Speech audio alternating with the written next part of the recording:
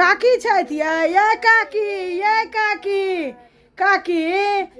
अच्छा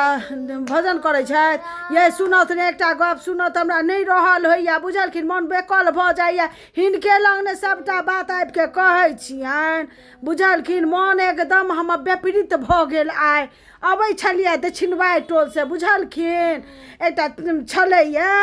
से नहीं कह की भेलनि कुछो ने पाठ करे अच्छा करिए पहले हम मन पीड़ा सुन लत बड़ मन में दुख की कहियन हिनका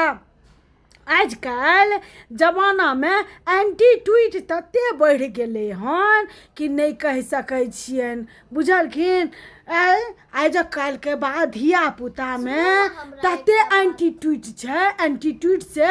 टूटैत रहे छै कहै छियै से रास्ता में देखलकन से गोर तक नहीं लागलकन जे कहै छै लोक बड़का छोटका के भोर में प्रणाम पाती करलक मारे मुँह धऽ कऽ किया प्रणाम कहत आ किया किछो कहत आ किया किछो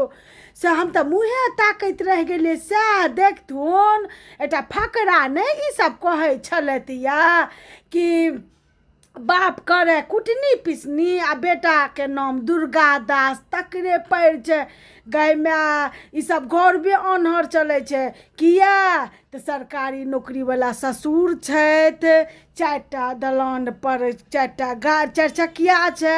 गाय में तो हमार ससुर की ककरो से कम छै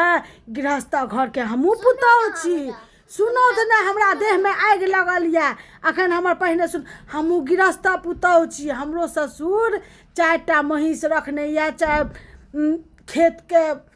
देखभाल सब चीज हमरा तो की है तोरा दलान पर 4 चक्का छौ तैसे हमरा कोन मतलब हमरो दलान पर आबि के देखी ने 6टा बखारी राखल छै 6 दलान पर तोरा बखारी हैं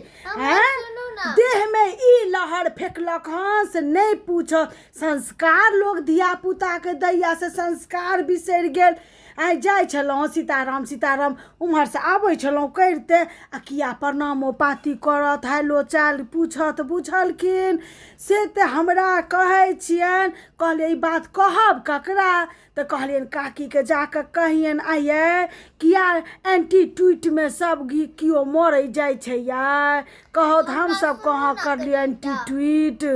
की कहै छै उ लड़की के रहे लड़की